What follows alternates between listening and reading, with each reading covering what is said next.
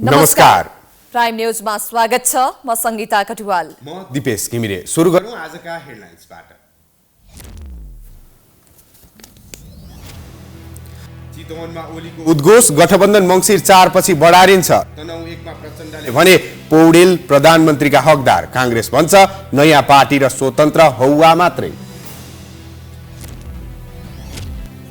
चुनावी प्रचारका क्रममा देशका विभिन्न स्थानमा झडप। सत्ता गठबन्धनले राज्य शक्तिको दुरुपयोग गरेको आरोप। भरपर्दो सुरक्षा मिलाउन आयोगको निर्देशन। राष्ट्रिय सुरक्षा नीति प्राथमिकतामा, राजनीतिक अवस्थाप्रति सजग। सुरक्षा निकायमा राजनीतिक हस्तक्षेप, आन्तरिक र बाह्य चुनौती सामना गर्ने रणनीतिमा जोड। चुनावमा दलहरूले महँगी नियन्त्रणको विषय जोडतोडले उठाए पनि नागरिकको चुलो बल्न धौधौ। दलहरूको प्रतिबद्धता झुक्याउने खेल। उपभोक्ता राज्यविहीनको स्थितिमा। कालीगण्डकी डाइभर्सनको विषयमा लुम्बिनी र गण्डकी प्रदेशका नेताहरूबीच आरोप प्रत्यारोप। कुनै हालतमा डाइभर्सन गर्न नदिने गण्डकी प्रदेशको अडान।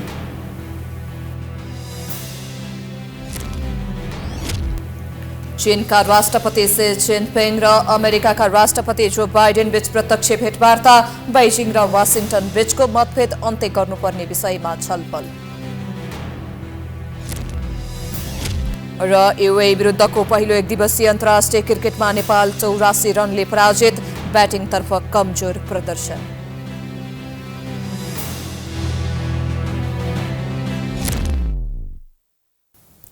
अब प्राइम न्यूज विस्तारमा।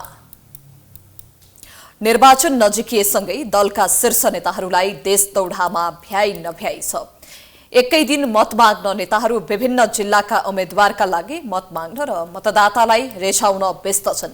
सत्ता गठबन्धन र प्रतिपक्षी दलका नेताहरू भने एजेन्डा भन्दा पनि व्यक्तिगत आरोप प्रत्यारोपमै केन्द्रित देखिन्छन्। एक रिपोर्ट। सोमबार नेकपा एमाले अध्यक्ष केपी शर्मा ओलीले चितवन र सिन्धुलीको चुनावी सभालाई सम्बोधन गरे भने नेकपा माओवादी अध्यक्ष पुष्पकमल दाहाल प्रचण्डले तनहुँ, लमजुङ र गोर्खाको सभालाई सम्बोधन गर्न भ्याए। आफ्ना दलका उम्मेद्वारलाई मत माग्न र पार्टीलाई जिताउन नेताहरूलाई भ्याइ नभ्याइ छ। तर चुनावी सभामा दलका एजेन्डा भन्दा पनि व्यक्तिगत आरोप प्रत्यारोपमै नेताहरू व्यस्त देखिन्छन्। चितवनमा भएको सभामा अध्यक्ष ओलीले मङ्सिर 4 को निर्वाचनपछि आफ्नो नेतृत्वको सरकार बन्ने दावी गरे। जनताको मनोभावना बुझिसकेकोले बहुमत आएर आफू प्रधानमन्त्री बन्ने दावी ओलीको थियो। उनीहरूको घोषणा पत्र आफ्नो आफ्नै छ, कुनै समान नीति छैन। एउटा उत्तर, एउटा पश्चिम, एउटा दक्षिण, अर्को पूर्व फर्किएको छ। नैऋत्य, वायव्य, ईशान अनेक दिशामा यिनीहरूका मुख फर्किया छ। एउटै कुरामा ध्यान छ, चिउँडो चाहिँ चलाइरहन पाइयोस्। म्याम म्याम म्याम म्याम भैँसी उल्टाए जस्तो चिउँडो चलाइरहन पाइयोस् भन्ने मात्र यिनीहरूको ध्यान छ। अध्यक्ष ओलीले कांग्रेसले वृद्ध भत्ताको उमेर घटाउन खोजेर अनुचित खालको प्रतिस्पर्धा गरेको टिप्पणी गरे। चितवन क्षेत्र नम्बर 3 मा दिनेश कोइरालालाई मत मागेका ओलीले चितवनमा घर बनाएका प्रचण्ड बास बस्नका निम्ति गोर्खा पुगेको भन्दै कटाक्ष गरेका थिए। ओलीले प्रचण्डलाई अनेकौं आरोप लगाइरहँदा माओवादी अध्यक्ष प्रचण्डले लमजुङ पुगेर संविधान र लोकतन्त्रमाथि खतरा रहेसम्म गठबन्धन कायमै रहने बताए। प्रचण्डले गठबन्धन 20 वर्षसम्म कायम रहने बताए। तनहु पुग्दा प्रचण्डले कांग्रेसका वरिष्ठ नेता रामचन्द्र पौडेललाई प्रधानमन्त्रीको दावेदारको रूपमा अघि सारे। एमाले नेतृत्व गुट अत्यन्त धेरै झुटो कुरा गर्ने, बेइमानी गर्ने, मैले त नजिकै कालको मुखमा पसेर आएको मैले त सोचेको थिएँ अब संविधान बन्यो, केपी ओलीले नै हस्ताक्षर गरे, मानेका छन्, अब त के भयो र वामपन्थी मिले सजिलो होला भनेर म आफैले प्रस्ताव राखेको त पसेको दिनदेखि नै धोका, बेइमानी, षड्यन्त्र। अब एमालेसँग कुनै हालतमा नमिल्ने भन्दै प्रचण्डले राष्ट्र र जनताको लागि गठबन्धनलाई अत्याधिक बहुमतले जिताउन मतदातालाई आग्रह गरेका थिए। कांग्रेसका वरिष्ठ नेता रामचन्द्र पौडेलले मुलुकमा राजनीतिक क्रान्ति सकिएर आर्थिक क्रान्तिको सुरुवात हुँदै गर्दा यसलाई टुक्र्याउने र पछाडि धकेल्ने काम भएकोले पनि यसलाई जोगाउन गठबन्धन गरिएको बताए। हामीले 70 वर्ष लडेर एउटा व्यवस्था ल्यायौँ, देशमा राजनीतिक प्रणालीको टुङ्गो लाग्यो र हामीले राजनीतिक क्रान्ति समाप्त भयो। अब हामी आर्थिक क्रान्तिमा अगाडि बढ्छौँ भनेर सोचिरहेको बेलामा यो राजनीतिक क्रान्तिबाट भएको उपलब्धिमाथि हमला भयो। चुनावी अभियानमा दौडधुप गरिरहेका नेताहरूले आफ्नो दलले बहुमत ल्याउने र अरू पत्ता साफ हुने मतदातालाई सुनाइरहेका छन्। दलका एजेन्डा जनतालाई सुनाउनु पर्ने दलका सभा व्यक्तिगत लान्छना लगाउने कार्यक्रममा केन्द्रित भएका छन्। नेपाली कांग्रेसले एमालेले खुलेआम निर्वाचन आचार संहिता उल्लङ्घन गरेको भन्दै कारबाहीको दायरामा ल्याउन निर्वाचन आयोगसँग माग गरेको छ। कांग्रेस प्रवक्ता डाक्टर प्रकाश शरण महतले खुलेआम प्रलोभन दिने एनजीओको व्यापक दुरुपयोग गर्ने जस्ता आचार संहिता विपरीतको काम एमालेले गरेको भन्दै कारबाही गर्न माग गरेका हुन्। गठबन्धनका साना कमजोरीलाई देख्ने आयोगले एमालेको आचार संहिता विपरीतको कामलाई देख्न नसकेको उनको भनाइ छ।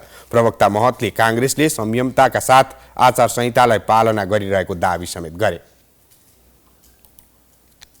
हामी अत्यन्त संयमताका साथ त्यो निर्वाचनको जुन आचार संहिता छ अत्यन्त कठोर किसिमको भए तापनि त्यसलाई चाहिँ हामी मानेर अरू विपक्षी दलहरूको तुलनामा हामी अत्यन्त संयमताका साथ प्रस्तुत भएका छौँ।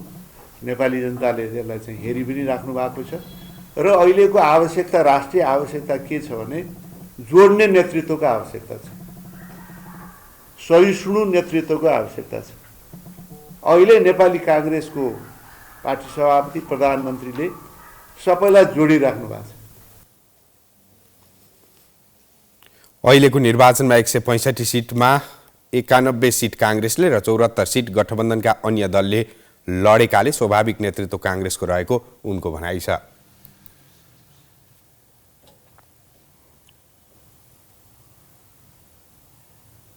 नेकपा एमालेका वरिष्ठ उपाध्यक्ष ईश्वर पोखरेलले एमाले नेतृत्वमा आए मुलुकलाई सही दिशा र गन्तव्यमा पुर्याउन सकिने बताएका छन्।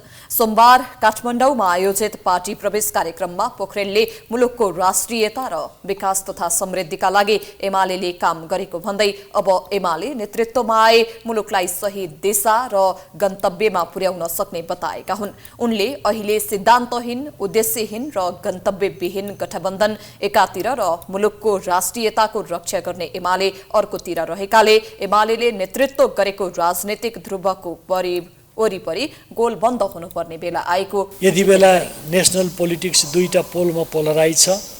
एउटा पोलको लिडर एमाले हो, अर्को पोलमा नेतृत्व गर्ने गठबन्धन छ, जुन गठबन्धन वास्तवमा सिद्धान्तहीन, कार्यक्रमविहीन, उद्देश्यविहीन र कुनै दृष्टिकोणविहीन र गन्तव्यविहीन हो। यस्तो गठबन्धन छ। अघि भन्नु पनि हो कमरेडले, वास्तवमा निर्वाचनमा गठबन्धन बनाउने, के आधारमा चुनाव लड्ने भन्दा घोषणा आफ्ना हुने, भोलि त्यो घोषणापत्रलाई कार्यान्वयन, कसको घोषणापत्र कार्यान्वयन गर्ने, कुन घोषणापत्रलाई कार्यान्वयन गर्न सरकारको नेतृत्व कसले गर्ने, त्यो बिल्कुल अन्यल छ, अलमल छ। यसैबीच काठमाडौँ निर्वाचन क्षेत्र नम्बर 5 का उम्मेद्वार समेत रहेका पोखरेलले आजै पदयात्रा गरेका छन्। काठमाडौँ 5 को प्रदेश सभा 1 का उम्मेद्वार नारायण सिलवाल सहित पोखरेलले पदयात्रा मार्फत जनतामाझ पुगेका हुन्।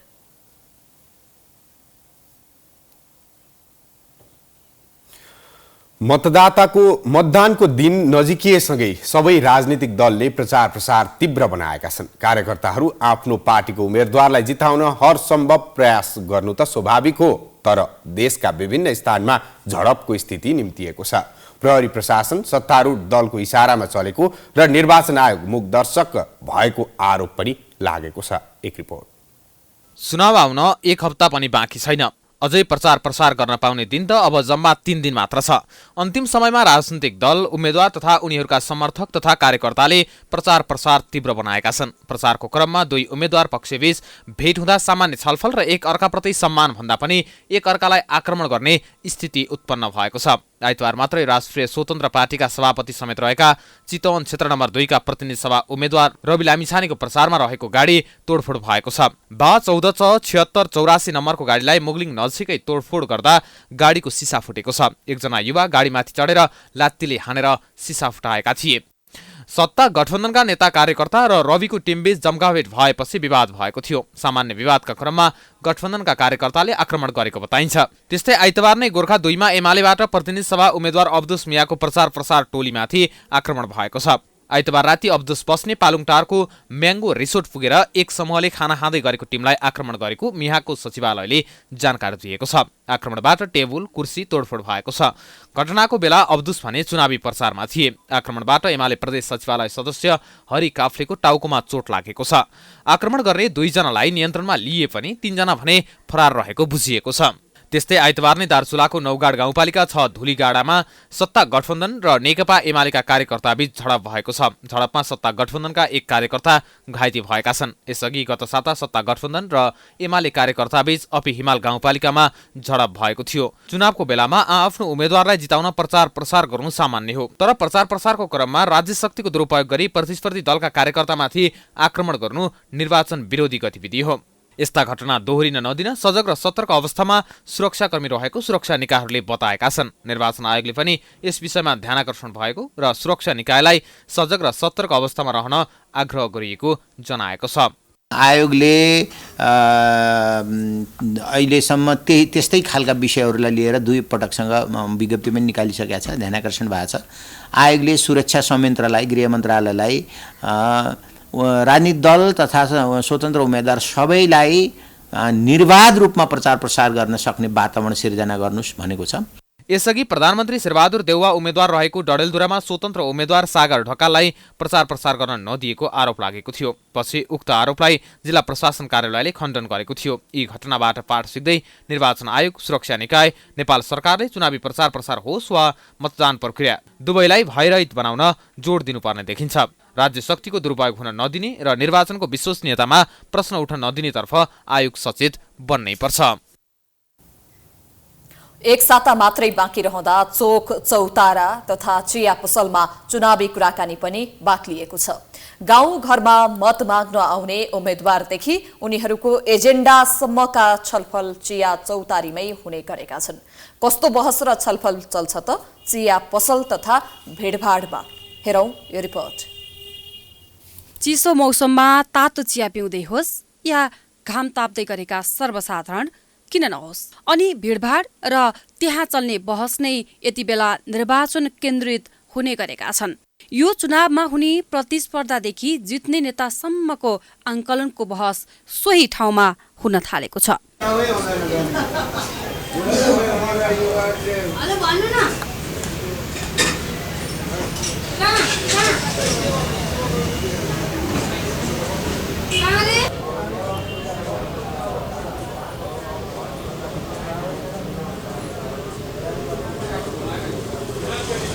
यो बानेश्वरको एउटा चिया पसल जहाँ उम्मेद्वारहरूको चुनावी प्रतिस्पर्धा र उनीहरूको एजेन्डामा बहस चलिरहेको छ।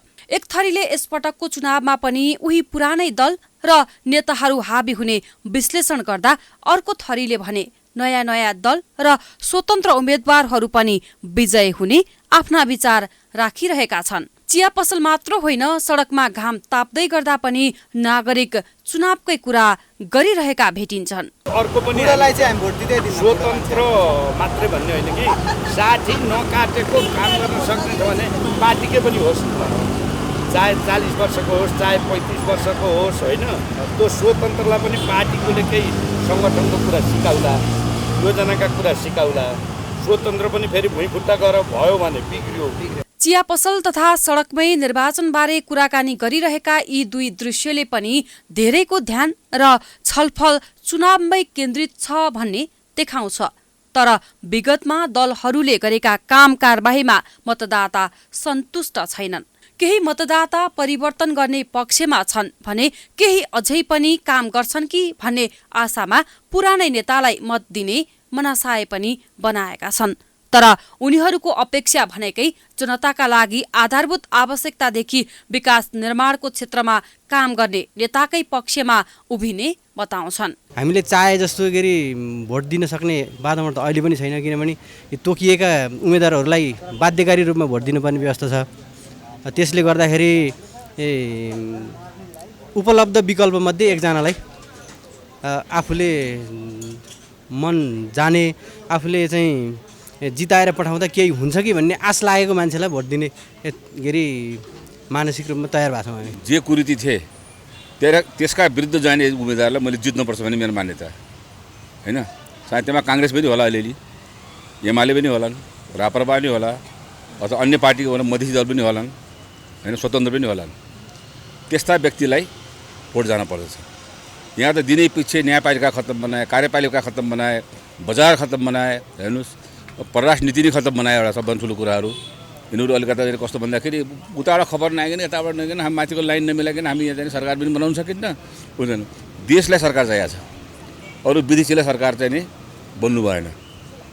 त्यस कारणमा चाहिँ सबभन्दा ठुलो कुराहरू के भन्दाखेरि अब त्यस्तो पार्टीहरू आउनुपर्ने जरुरी छ अहिले। अगाडिका प्रतिनिधिहरूले चाहिँ तपाईँको अब उमेर गइसकेका बुढाहरूलाई हालेर त कुनै अर्थ त छैन, होइन। वृद्ध भत्ता खाएर बस्ने उमेरसम्म चाहिँ अब तपाईँ हामीले चाहिँ उहाँहरूलाई चाहिँ समर्थन गरेर अब हामी जस्ता युवाले अब यहाँनिर चाहिँ उहाँहरूभन्दा धेरै प्रतिष्ठित हुनुहुन्छ, पढे लेखेका हुनुहुन्छ, हामीले युवालाई दिने हो क्या, युवालाई रोज्ने हो। देश बनाउनु छ भने युवालाई हेर्नु पर्यो हामीले। ककसको प्रतिस्पर्धा चल्छ अनि ककसले बाजी मार्ला भन्ने सवाल जवाफ समेत चिया पसल, भिडभाड र चौतारीमा चल्ने गरेको छ। दलहरूका बीचमा भएको गठबन्धन र चुनावी तालमेलका विषयमा समेत उनीहरूको फरक फरक बुझाइ छ। तर गफगाफमै एउटै स्वर छ, देशका लागि केही गर्ने र मतदातालाई नझुक्काएर विकासको कामसँगै आफ्नो प्रतिबद्धता नभुल्ने व्यक्तिले नै जितोस्। प्रमुख दलहरूले सार्वजनिक गरेको घोषणापत्रमा राष्ट्रिय सुरक्षा नीतिलाई प्राथमिकताका साथ उठाएका छन्। तर नेपाली सेना बाहेक सुरक्षा निकाय जहिले पनि राजनीतिक हस्तक्षेपको शिकार भएको विषय कसैबाट छिपेको छैन। भू राजनीतिक महत्त्व बोकेको नेपाल जस्तो देशले सुरक्षा संवेदनशीलताको विषयमा गम्भीरतापूर्वक कदम चाल्नुपर्ने जानकारहरूको सुझाव छ। एक रिपोर्ट। नेपालको राष्ट्रिय सुरक्षा नीति 2073 को 1 को 3 मा देशको स्वतन्त्रता, सार्वभौमिकता, अखण्डता, राष्ट्रिय एकता, स्वाधीनता र स्वाभिमान र सामाजिक सद्भावलाई कायम राख्दै राष्ट्रिय स्रोत साधनको समुचित उपयोग गर्न सक्ने वातावरण बनाउने उल्लेख छ। राजनीतिक दलले सार्वजनिक गरेको घोषणापत्रमा पनि नेपाली सेना लगायत सुरक्षा निकायलाई आवश्यक साधन स्रोतको उचित प्रबन्ध गर्ने प्रतिबद्धता गरेका छन्। नेपाली काङ्ग्रेसले मानव सुरक्षाको व्यापक र बृहत अवधारणा अनुसार राष्ट्रिय सुरक्षा नीतिलाई पुनः परिभाषित गर्ने पनि प्रतिबद्धता गरेको छ। नेकपा एमाले राष्ट्रिय स्वाधीनता, सार्वभौमिकता र भौगोलिक अखण्डताको रक्षा, प्राकृतिक सम्पदाको जगेर्ना, मानवीय सुरक्षा सुनिश्चित हुने गरी राष्ट्रिय सुरक्षा नीतिको विकास गरिने उल्लेख गरेको छ। नेकपा एकीकृत समाजवादी, नेकपा माओवादी लगायतका दलले राष्ट्रिय एकता र भौगोलिक अखण्डतामा आँच पुर्याउने विभाजनकारी र विखण्डनकारी क्रियाकलापलाई निरुत्साहित र नियन्त्रण गर्न सक्ने किसिमको नेपाली सेना लगायत सुरक्षा निकायलाई स्रोत साधन सम्पन्न निकाय बनाउने उल्लेख गरेका छन्। सुरक्षा निकायले नेपालको सीमा रक्षा गर्न नसकेको बारेमा आलोचना भइरहेका बेला राजनीतिक दलले नेपाली सेना लगायत सुरक्षा निकायलाई सशक्त बनाउने प्रतिबद्धता घोषणापत्रमा नै गरेका छन्। सुरक्षा संवेदनशीलता र चुनौतीको सामना गर्ने खालको सुरक्षा निकायको आवश्यकता भएको महसुस गरिएको छ। सुरक्षा विज्ञले पनि मुलुकको सुरक्षालाई सशक्त बनाउन र आन्तरिक र बाह्य चुनौतीको सामना गर्ने सुरक्षा संयन्त्र बनाउन राज्य गम्भीर हुनुपर्ने बताएका छन्। सेना भने सधैँभरि प्रहरीहरू प्रयोग भएको छ, प्रयोग हुने फोर्स छैन। त्यसैले यो फोर्स चाहिँ नि एउटा मात्रै हो, जसलाई चाहिँ नि राष्ट्रिय सुरक्षा परिषदमा यो मात्रै सदस्य छ। यतिको बेलामा तालिमै मात्रै गरेर बस्ने हो। के को लागि? कुनै बेला राष्ट्रमा ठुलो चाहिँ नि चुनौती आयो भनेदेखि जुन बेला सेना नै परिचालन भएर लडाइँको अवस्था अथवा आंशिक लडाइँको अवस्था अथवा आंशिक एकदम अति ठुलो सङ्क्रमणको बेला प्रयोग हुनुको लागि त्यसलाई अरूले लिन नसके, जस्तो नेपाल सरकारले सकेन, नेपाल प्रहरीले सकेन, सशस्त्र प्रहरीको पनि हातभन्दा बाहिर गयो भने अति अशान्ति अक्रान्त दुनियाथोक हुन थाल्यो भने त्यो बेला सेना लिएर ठ्याक्कै पक्रिदिने। राजनीतिक नेतृत्वले पनि मुलुकको सुरक्षा संवेदनशीलतालाई बुझेर जनपथ प्रहरी, सशस्त्र प्रहरी तथा राष्ट्रिय अनुसन्धान विभाग लगायतमा राजनीतिक हस्तक्षेप बनाउन नहुने देखिएको छ। तिनै तहका सुरक्षा अङ्गलाई सशक्त बनाउँदै नेपाली सेनालाई पनि सुसज्जित तथा समय सापेक्ष बनाउनेतर्फ लाग्नुपर्ने जरुरी भएको छ। निर्वाचनमा राजनीतिक दलका प्रमुख एजेन्डा हुन्छन् भ्रष्टाचार र महँगी नियन्त्रण। तर सत्तामा पुगेपछि जनताको जीविकोपार्जनसँग जोडिएको विषयमा खासै ध्यान दिँदैनन्, जसका कारण चुनावमा नेताले दिएका आश्वासनलाई पनि उपभोक्ताले बेवास्ता गर्न थालेका छन्। एक रिपोर्ट।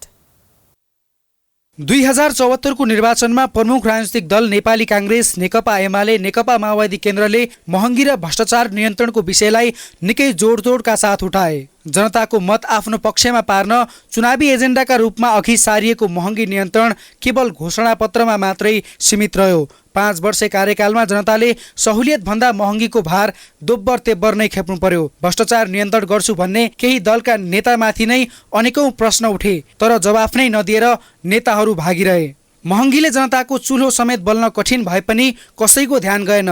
बजारमा अचाक्ली कालोबजारी भएपछि उपभोक्तालाई किनमेल गर्न समेत समस्या पर्यो। अलि महँगी धेरै पर्यो होला, हामीले त केही किन्नै सक्दैनौँ। अझ त बजारमा जाने नै गरे होइन, त्यस्तो साह्रो जे छोयो त्यही महँगो छ। हामी अब जागिर खाने मान्छे त अब त्यो महिनाको तलबले चाहिँ पुर्याउन गाह्रो हुन्छ। अब बेरोजगारहरूलाई त गाह्रै होला नि। कस्तो भएको छ भने अहिले त महँगी भ्याइ नसक्नु भएको छ। सबै क्षेत्रमा चाहिँ नि महँगी बढिरहेको छ। सरकारले नियन्त्रण पनि गर्न सकिरहेको छैन। जसले पसलै पछिको भाउ छ एकातिर, अर्कोतिर देशमा चाहिँ नि जनताहरूलाई मर्का नपरोस्, सुव्यवस्थित तरिकाले चाहिँ नि सुपथ मूल्यमा जनताहरूले चाहिँ नि यो चाडबाड मान्न सकुन् भन्ने मनसायले सरकारले केही काम गर्न सकेको छैन। आम नागरिक बाँच्न सक्ने अवस्था नै छैन। सामान्य होइन, तपाईँले कुनै जब गर्यो भने कति पाउनुहुन्छ? 10 to 15,000 त्यति पाउनुहुन्छ होइन। त्यति भनेको तपाईँको एउटाको ज्यान पनि पाल्दैन के, अनि फ्यामिली पाल्ने त अब कुरै भएन नि त्यो पैसाले होइन। अहिले दैनिक उपभोग्य सामग्री, लत्ता कपडा, इन्धनदेखि निर्माण सामग्रीसम्म दोब्बरसम्म भाउ बढेको छ। हरेक सामानको पसलै पछि फरक फरक मूल्य छ। तरकारी बजारमा आलु, प्याज, काउली, साग, काँक्रा, फलफुलको मूल्य अत्याधिक बढेको छ। खाने तेलको भाउ पनि उस्तै छ। पेट्रोलियम पदार्थमा भएको मूल्य वृद्धिले आम नागरिकको ढाड नै सकेको छ। केही वर्ष अगाडि प्रति लिटर 100 रुपैयाँमा आम नागरिकले खरिद गर्न पाउने पेट्रोल अहिले बढेर प्रति लिटर 181 पुगेको छ। तर राजनीतिक दल एवं सरकारका नेतृत्वले महँगी नियन्त्रणमा कति पनि ध्यान दिएका छैनन्। हामीलाई भ्रष्टाचार निर्मूल अथवा भ्रष्टाचार मुक्त देश बनाउँछ भनेर हामी पत्याउने? म त पत्याउँदैन। आम नागरिकले थाहा छ, तर कस्तो यो विडम्बना भने हामीले यो भ्रष्टाचार जन्य क्रियाकलापमा मुछिएका, रङ्गिएका, कालो मोसो त होइन, हात कालो पारेका यी नेताहरू अझ पनि म भ्रष्टाचार नियन्त्रण गर्छु भन्न छोडेको छैन, म सुशासनको प्रत्याभूत गर्छु भनेर छोडेको छैन। वास्तवमा भन्ने हो भने यो जम्मै जनतालाई बेकुफ बनाउने काम उनीहरूले गरिरहेछ र भोलि पनि यो भ्रष्टाचार निर्मूल हुँदैन। मङ्सिर 4 को निर्वाचनमा राजनीतिक दलहरूले पुनः भ्रष्टाचार र महँगी नियन्त्रणको विषयलाई चुनावी एजेन्डा बनाएका छन्, तर उनीहरूको यो एजेन्डालाई उपभोक्ताले जनता झुक्क्याउने खेल मात्रै भएको बताउँछन्। सुनदेखि सुनसम्म एकदम धेरै महँगो भएको छ होइन।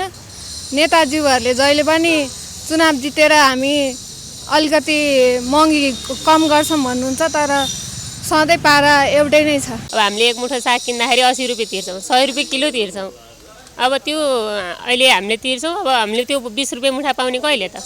चुनाव पछि त्यो सम्भव छैन। अहिले भन्नलाई त्यो नेताजीहरूले भन्नुहुन्छ, त्यो जस्ट उहाँहरूले नजितिन्जेल हो, उहाँहरूलाई भोट नपाइन्जेल मात्र हो। नेताहरूले महँगी र भ्रष्टाचारको विषयलाई केवल घोषणापत्रमा मात्र सीमित राख्दा आम नागरिकले राज्यविहीनताको महसुस गरिरहेका छन्। महँगीले नागरिकको चुलो बल्नै धौधौ हुँदा पनि चासो नदिने सरकार र नेताको एजेन्डा केवल चुनावी फन्डा मात्रै भएको उपभोक्ता बताउँछन्।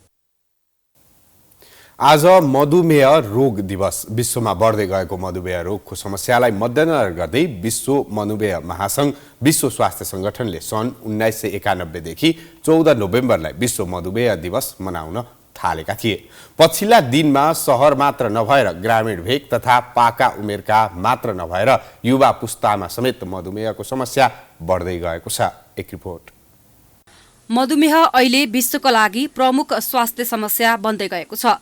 अन्तर्राष्ट्रिय मधुमेह संघका अनुसार विश्वभर 53 करोड 70 लाख मानिस मधुमेह पीडित छन्। सन् 2021 मा मात्रै विश्वमा 47 लाख मानिसको मधुमेहका कारण मृत्यु भएको थियो। नेपालमा पनि प्रिभिलेन्स दरका आधारमा हेर्दा 20 वर्ष माथिका 5,52,000 संख्यामा यो समस्या देखिएको छ। केही वर्ष अघिसम्म नेपालमा मधुमेहको प्रिभिलेन्स दर 3.8% थियो। प्रत्येक वर्ष 3% का दरले मधुमेहका बिरामी बढिरहेका छन्। अहिले नेपालमा पनि 8% सम्म मानिसमा डायबिटिज भएको हुन सक्ने अनुमान छ। अहिले विभिन्न कारणले कम उमेरमै पनि मधुमेह देखिन थालेको छ। यसलाई नियन्त्रण गर्न जटिलता देखिएको छ। कतिपय बिरामीहरूले चाहिँ सुरुकै अवस्थामा इन्सुलिन पनि चलाउनु पर्ने भएको हुन्छ। त्यो हुनाले बिरामीले सबभन्दा पहिला चाहिँ फलोअप गर्नुहोस्। डक्टरले लेखिदिएको औषधि बिहान खाने हो कि बेलुका खाने हो कि खानासँगै खाने हो कि त्यो चाहिँ तपाईँले औषधि पसलमा किन्ने बेलामा सोध्नुहोस् र घरमा गएर तपाईँको लाइफस्टाइललाई चाहिँ मोडिफाई गर्नुपर्छ। खुसी भएर बस्ने परिवार हुन्छ, छोरा हुन्छ, छोरी हुन्छ, श्रीमती हुन्छ, घर परिवारसँग मिलेर बस्यो, सहयोग गर्यो, एक आपसमा मिठो निद्रा पार्यो भने सुगर फेरि कन्ट्रोल हुन्छ। तर यो कुराहरू गरेन, लापरवाही गर्यो, चुरोट खायो, सुर्ती खायो, जाँड रक्सी खायो, होइन, जेरी सुवारी खायो, मिठो मिठो कुराहरू खायो र एक्सर्साइज गरेन, फिजिकल एक्टिभिटीहरू गरेन भने तपाईँको डायबिटिज फेरि कन्ट्रोलमा आउँदैन। बढी कार्बोहाइड्रेट युक्त खानेकुराको प्रयोग, शारीरिक व्यायामको कमी जस्ता कारणले मधुमेह हुने चिकित्सक बताउँछन्। मधुमेह निको नहुने र नसर्ने दीर्घरोग हो। यो रोगमा रगतमा चिनीको मात्रा सामान्य भन्दा बढी हुन्छ। राम्रोसँग मधुमेहको उपचार भएन भने भविष्यमा अन्य विभिन्न रोगको जटिलता आउँछ। मधुमेहको समयमा नै उपचार भयो भने जटिलताबाट बच्न सकिन्छ। मधुमेहबाट आउने दीर्घ समस्या भनेको यसले विभिन्न अङ्गहरूलाई असर गर्नु हो। मधुमेह रोग जुनसुकै उमेर समूहका मानिसमा देखा पर्न सक्छ। मधुमेह रोग विशेष गरी मोटोपनाको समस्या भएका व्यक्तिका लागि बाबुआमा मधुमेह छ भने वंशानुगत गुणमा छोराछोरीमा समेत देखिन सक्ने सम्भावना बढी हुने चिकित्सक बताउँछन्। यङ्गर जेनेरेसनमा डायबिटिज देखिएको छ। त्यो हुनाले फिजिकल एक्टिभिटी गर्न एकदमै जरुरी छ। यो डायबिटिज तपाईँलाई घर परिवारमा एकजनालाई आएपछि तपाईँको फ्यामिलीको सपोर्ट चाहिन्छ। श्रीमानले श्रीमतीलाई, बालबच्चाहरूले अब आफ्नो बाबुआमालाई सपोर्ट चाहिँ एकदम गर्नुपर्छ। र यङ्गर जेनेरेसनमा तपाईँको डेथहरू पनि छ र डायबिटिज भएको बिरामीमा चाहिँ हार्ट एट्याक हुने सम्भावना एकदम यङ एजमा हुन्छ। त्यो हुनाले डक्टरले दिएको औषधि चाहिँ खानै पर्ने हुन्छ। भोलि खाम्ला, पर्सि खाम्ला, निको पर्सि खाम्ला भन्दाखेरि तपाईँको आँखा बिग्रियो, मृगलाई बिग्रियो भने त लाइफ फेरि एकदम जटिल हुने भयो नि त। त्यो हुनाले सिचुएसन चाहिँ राम्रो छैन, तर यसलाई राम्रो बनाउने हाम्रो जुन कर्तव्य हो। मधुमेहले कुनै पनि अङ्गलाई असर गर्न सक्छ। संसारमा कुल अन्धोपन मध्ये 4.8% मधुमेहका कारणले हुने गरेको छ। मधुमेहको कारण मुटु, आँखा, मृगौला तथा नसामा समेत असर गर्छ। मुख सुक्खा हुने, पिसाब लागिरहने, धेरै भोक लाग्ने, तौल घट्दै जाने, घाउ निको हुन समय लाग्ने, हातगोडा झमझमाउने, निदाउने वा गल्ने जस्ता लक्षण देखिएमा तुरुन्त जाँच गराउनु पर्ने चिकित्सकको सुझाव छ। कम शारीरिक परिश्रम, चिल्लो, गुलिलो खानेकुराको बढी प्रयोग, मोटोपना तथा तनावका कारण मधुमेह रोग बढ्दै जान्छ। नेकपा एमालेका उपाध्यक्ष विष्णु पौडेलले रूपन्देही क्षेत्र नम्बर 2 मा काली गण्डकी डाइभर्सनको विषयलाई चुनावी मुद्दा बनाएका छन्। तर पाल्पा क्षेत्र नम्बर 1 का उम्मेद्वारहरूले भने काली गण्डकी डाइभर्सन हुनै नदिने एजेन्डा अघि सारेपछि पौडेललाई धक्का लागेको छ। एक रिपोर्ट। रूपन्देही क्षेत्र नम्बर 2 मा नेकपा एमालेका उपाध्यक्ष विष्णु पौडेलले काली गण्डकी डाइभर्सन मार्फत जिल्लामा आयोजना निर्माण गर्ने चुनावी एजेन्डा मतदातालाई सुनाइरहेका छन्। तर उनै पौडेललाई चुनौती दिँदै पाल्पाका सत्ता गठबन्धनका उम्मेद्वारले काली गण्डकी डाइभर्सन बन्दै नदिने उद्घोष गरेका छन्। नेपाली कांग्रेसका प्रत्यक्षतर्फ समानुपातिक उम्मेद्वार भनेकाहरूले चुनावी सभा तथा घरदैलो कार्यक्रममा मतदाताहरूसँग काली गण्डकीको एक थोपा पानी पनि अन्यन्त्र लिन नदिने जनाएका छन्। घरदैलोमा मतदाताहरूसँग जीवन र जीविकासँग जोडिएको काली गण्डकीको पानी शरीरमा एक थोपा रगत रहन्जेल अन्यन्त्र लान नदिने उनीहरूले जिकिर गरेका छन्। कांग्रेसका प्रतिनिधि सभा समानुपातिक उम्मेद्वार सन्दीप राणाले काली गण्डकी नदीलाई आफ्नो शरीरमा एक थोपा रगत बहुन्जेल एक थोपा नदीको पानी डाइभर्सन हुन नदिने बताए। उनले जिल्ला जिल्लामा जलचर तथा स्थलचर जीव र मानव सभ्यता नदीका कारण बाँचेको जिकिर गरे। काली गण्डकी मौलिक संस्कृति हो, सभ्यता भएको भन्दै शालिग्राम पाइने एक मात्रै नदी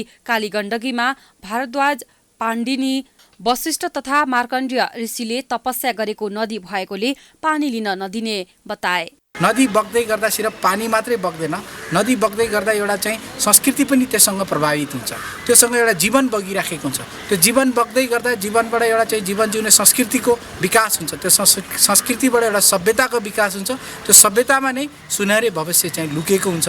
त्यस कारणले गर्दा यो तल्लो बेल्टमा बस्ने सम्पूर्ण जनजाति, जसरी मैले भने ब्राह्मण, क्षत्रिय, मगर, नेवार, कुमाल, दराई, भोटे र दलित लगायत र अन्य समुदाय, सम्पूर्ण समुदायको जनजीवनमा प्रत्यक्ष असर पर्ने भएको कारणले म एउटा कालीगण्डकी वासी भएको कारणले पनि म के भन्न चाहन्छु भने यो ठाउँमा जीवन जिउन अधिकारको लागि पनि म यसको विरोध गर्दछु।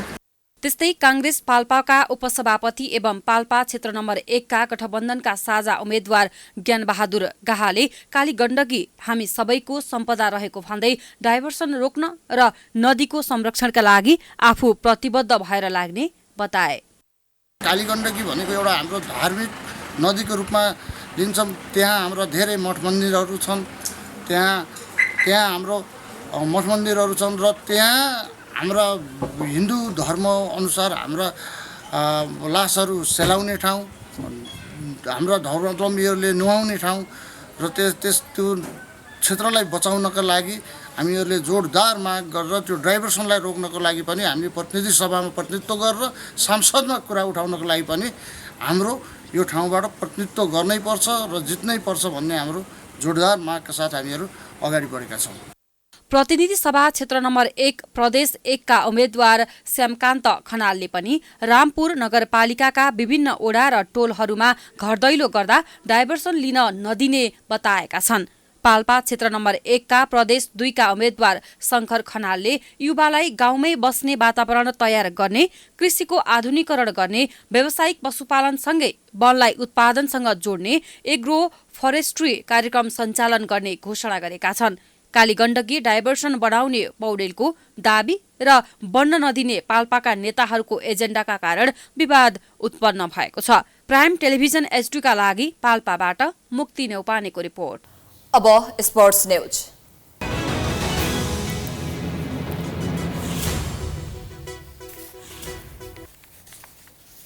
युए विरुद्धको पहिलो एक दिवसीय अन्तर्राष्ट्रिय क्रिकेटमा नेपालले पराजय बेहोरेको छ।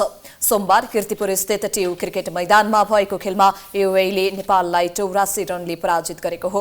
युएले दिएको 264 रनको लक्ष्य सहित जवाफी ब्याटिङ गरेको नेपालले 50 ओभरमा 9 विकेट गुमाएर 179 रन मात्र बनाउन सक्यो। नेपालका लागि अर्जुन साउदले 51 रनको अर्धशतकीय इनिङ खेले भने दिपेन्द्र सिंह एरीले 54 रनको इनिङ खेले। युएका आरएन ले 4 विकेट लिए। त्यस्तै वसिल हामिदले 2 तथा जाहोर खान, रोहन मुस्ताफा र अहमेद राजाले 1-1 विकेट लिए। त्यसअघि टस हारेर पहिले ब्याटिङ गरेको युएले 50 ओभरमा 7 विकेट गुमाएर 263 रन बनाएको थियो।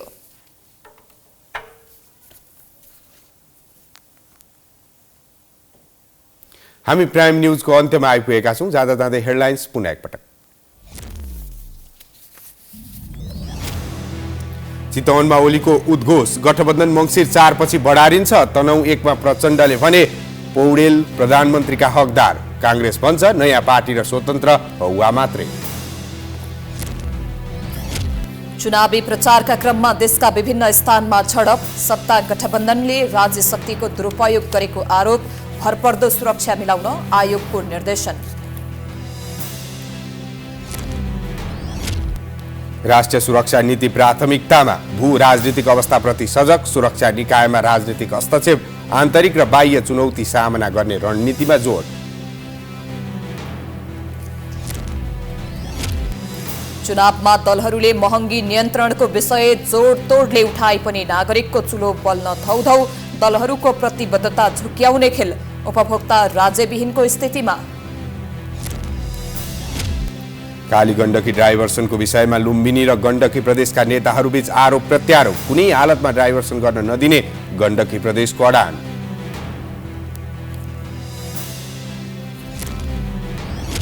चीनका राष्ट्रपति सी जिनपिङ र अमेरिकाका राष्ट्रपति जो बाइडेन बीच प्रत्यक्ष भेटवार्ता, बेजिङ र वाशिंटन बीचको मतभेद अन्त्य गर्नुपर्ने विषयमा छलफल।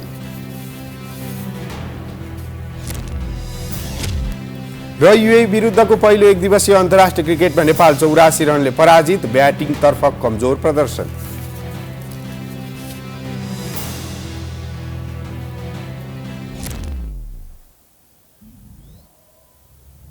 प्राइम न्यूज अहिलेलाई सकियो। यसपछिको प्रस्तुति जनता जान्न चाहन्छन् ऋषि धमलाका साथमा। हेर्दै गर्नुहोला प्राइम एच डे। नमस्कार।